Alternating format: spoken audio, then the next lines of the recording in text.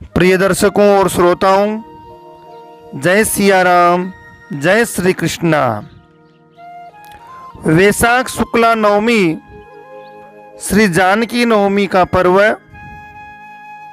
श्री जानकी जी की पूजा, व्रत, उत्सव, कीर्तन आदि करने से परम दयामयी श्री सीता जी की कृपा हमें अवश्य प्राप्त होती है। आइए जानकी नवमी व्रत कहानी कथा जो श्री विदेह वंश वैजयंती श्री जानकी जी की महिमा को मंडित करने वाली एक पावन कथा है, आप श्रवण करें। मारवाड़ क्षेत्र में एक वेद पाठी श्रेष्ठ धर्म धुरीण ब्राह्मण निवास करते थे। उनका नाम देवदत्त था। उन ब्राह्मण की बड़ी सुंदर और रूप गर्विता पत्नी थी। उसका नाम शोभना था। ब्राह्मण देवता जीविका के लिए अपने ग्राम से अन्य किसी ग्राम में भिक्षाटन के लिए गए हुए थे। इधर ब्राह्मणी कुसंगत में फंस गई, व्याभिचार में प्रवृत्त हो गई। अब तो पूरे गांव में उसके इस निंदित कर्म की चर्चाएं होने लगी, परंतु उस दुष्टा ने गांव ही जलवा दिया। दुष्कर्मों में रत रहने वाली वह दुर्बुद्धि मरी तो उसका अगला जन्म चांडाल के घर में हुआ। पति त्याग करने से वह चांडालिनी बनी। ग्राम जलाने से उसे भीषण कुष्ठ हो गया तथा व्याभिचार कर्म से वह अंधी भी हो गई। अपने कर्म का फल उसे भोगना ही था। इस प्रकार वह अपने कर्म के योग से दिनों दिन दारुण दुख प्राप्त करती हुई देश देशांतर में भटकने लगी। एक बार देव योग से वह भटकती हुई कौशलपुरी में गई। संयोगवश उस दिन वैशाख मास के शुक्ल पक्ष की नवमी तिथि थी, जो समस्त पापों का नाश करने में समर्थ है। जानकी नवमी के पावन उत्सव पर भूख प्यास से व्याकुल वह दुखियारी इस प्रकार प्रार्थना करने लगी कि हे सज्जनों, मुझ पर कृपा कर कुछ भोज्य सामग्री प्रदान करो। मैं भूख से मर रही हूं।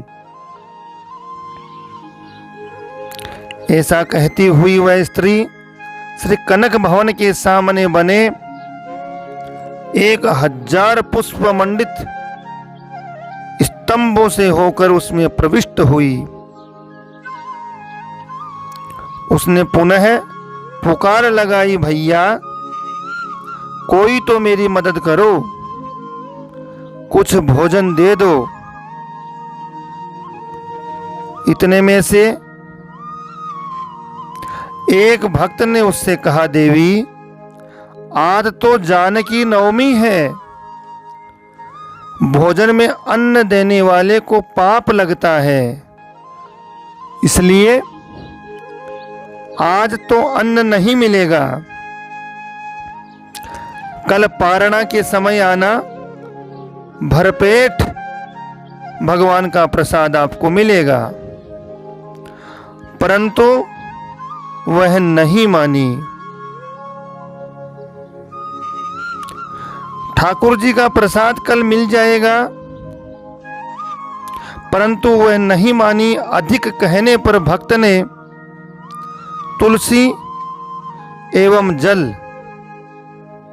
उस चांडालिनी को प्रदान किया। वह पापिन भूख से मर गई। इसी बहाने अनजाने में उससे श्री जानकी नवमी का व्रत पूरा हो गया। अब तो परम कृपालिनी दया स्वरूपिणी श्री जानकी जी प्रसन्न हो गई तथा कृपा से परिपुष्ट कृपा रूपिणी ने समस्त पापों से उसे मुक्त कर दिया। व्रत के प्रभाव से वह पापिनी निर्मल होकर स्वर्ग में आनंद से अनंत वर्षों तक रही। तत्पश्चात काम रूप देश के महाराज जयसिंह की महारानी काम कला के नाम से विख्यात हुई। जातिस्मरा उस महान साध्वी ने अपने राज्य में अनेक देवालय बनवाए, जिनमें श्री जानकी और रघुनाथ जी की प्रतिष्ठा करवाई। श्री जानकी नवमी पर जानकी जी की पूजा, व्रत, उत्सव, कीर्तन करने से उन परम दयामयी श्री सीता जी की कृपा हमें अवश्य ही प्राप्त होती है। हमें चाहिए कि हम नियम पूर्वक दृढ़ संकल्प होकर श्री जानकी नवमी व्रतोत्सव का लाभ लें। जी हाँ, माता जानकी, माता सीता की कृपा से सभी मनोकामनाएं पूर्ण होती हैं और जगत माता माँ सीता की कृपा से सब संकट दूर होते हैं।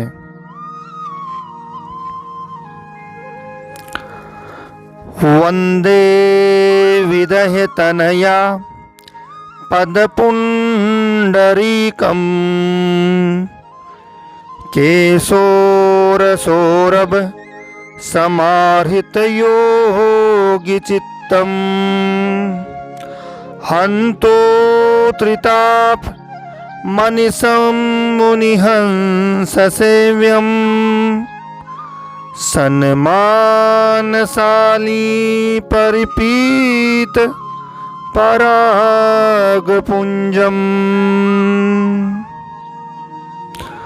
परागपुंजम्।